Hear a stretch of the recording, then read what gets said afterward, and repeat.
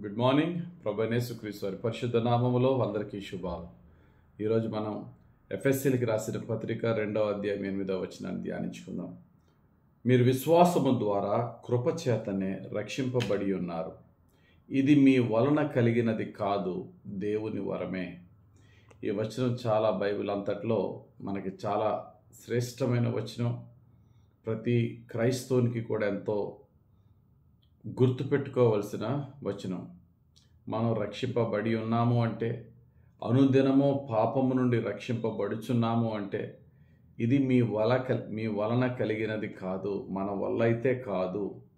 ప్రతిరోజు పాపమునకు నో చెప్పగలుగుతున్నామంటే అది మన వల్ల జరుగుతున్నది కాదు.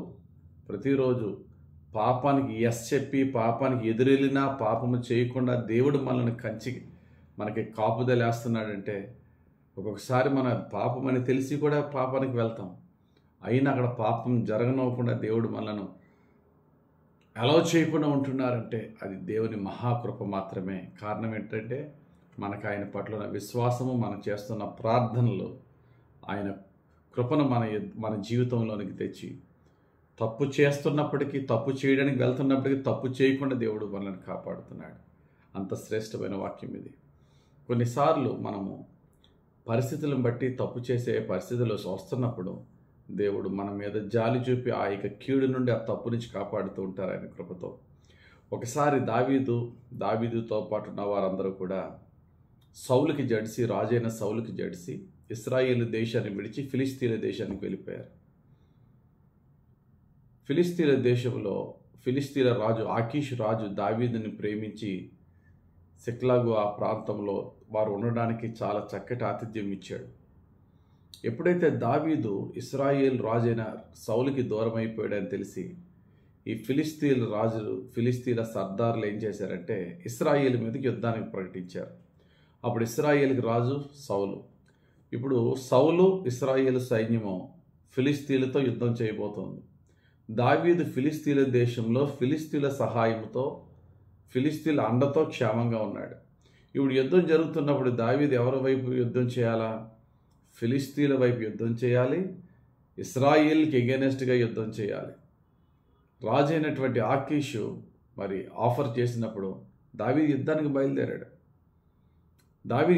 బయలుదేరినప్పుడు యుద్ధంలో ఎవరిని టార్గెట్ చేయాలంటే రాజైన సౌలునే. అసలు రాజైన సౌలు నుండి తప్పించుకోవడానికే ఫిలిస్తీన్ల దేశానికి వచ్చాడు రాజు, ఆ భక్తుడైన దావీదు. ఇశ్రాయేలు దేశంలో ఉండలేడా అంటే ఉండగలడు.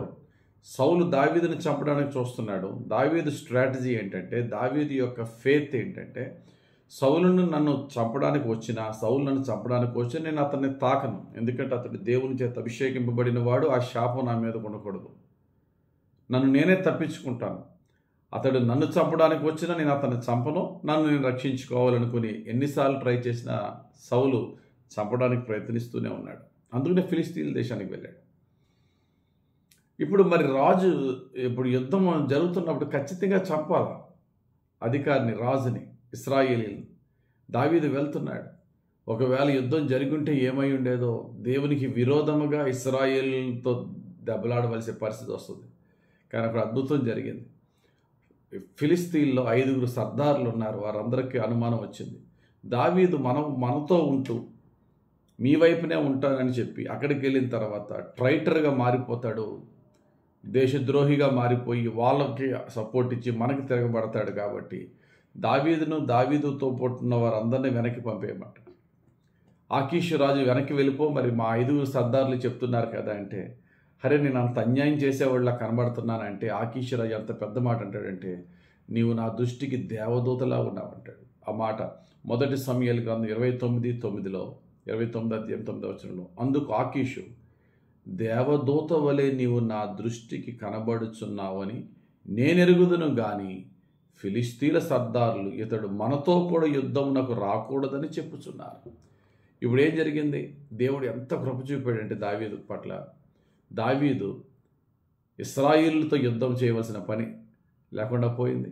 రాజైన సౌలు తినచేతుల ద్వారా రాజైన సౌలు చంపబడే ఆ ఘోరమైన పరిస్థితి జరగకుండా అయింది.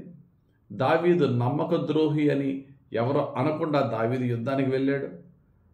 ఫిలిస్తీన్ల మాటను బట్టి దావీదు వెనక్కి వెళ్ళిపోయేటప్పటికి ఆకీషు రాజు దావీదుని ఏమన్నాడు, నువ్వు దేవదూత లాంటి వాడు అయ్యా, నీ ప్రజలకి కాదనుకుని నాకు సపోర్ట్ చేసావని దావీదుని మెచ్చుకోరు. ఇదంతా ఎవరి వల్ల? దావీదు వల్ల జరిగింది కాదు. దేవుడే ఏ హృదయాన్ని ఎలా మార్చాలో అలా మార్చి దావీదుతో పాపము జరగకుండా, దేవుని ప్రజలకు విరోధమైన పని చేయకుండా దేవుడు ఆయన కృపగల కార్యాలు చేశాడు. అలాగే మన జీవితంలో కూడా ఒక్కొక్కసారి ఒక పాపం చేయడానికో, ఒక తప్పు చేయడానికో, పరిస్థితులు బట్టి అబద్ధమాడే పరిస్థితే వచ్చినప్పుడో, మనం నో చెప్పలేని పరిస్థితిలో కూడా దేవుడు ఆ సందర్భంలో నుండి మనల్ని తప్పించి మన రక్షణను కాపాడే కనికరము, ప్రేమ, దయగలిగిన తండ్రి మన దేవుడు. అందుకనే వాక్యం చెప్తుంది, మీరు విశ్వాసము ద్వారా కృపచేతనే రక్షింపబడి ఉన్నారు, ఇది మీ వలన కలిగినది కాదు, దేవుని వరమే. మన రక్షణ యేసు ప్రభు భిక్ష. ప్రతిరోజు మనం పాపం నుండి రక్షింపబడుతున్నాము అంటే పరమ తండ్రి యొక్క ప్రేమ, ఆయన ఉచితమైన ఆయన యొక్క వరం మాత్రమే. కనుక నిత్యము ఆయన కృపకు నమస్కరించి సాగిలపడి ఆయన ఆరాధిద్దాం. నిత్యము విశ్వాసంతో ప్రార్థన చేసుకుని మరి ఎక్కువ కృపను పొందుకుందాం. దేవుడు తన పరిశుద్ధ వాక్యం దీవించి ప్రభు పాదాల యొద్ద నిత్యము దీనులుగా జీవించుటకు ఆయన కృపతో మనల్ని నడిపించి మనల్ని రక్షించి దీవించును గాక. ఆమేన్. పరిశుద్ధుడా, ప్రేమ కలిగిన తండ్రి, ఇచ్చిన ఈ వాక్యం బట్టి వందనాలు. నీ కృపతో రక్షిస్తున్నందుకు వందనాలు.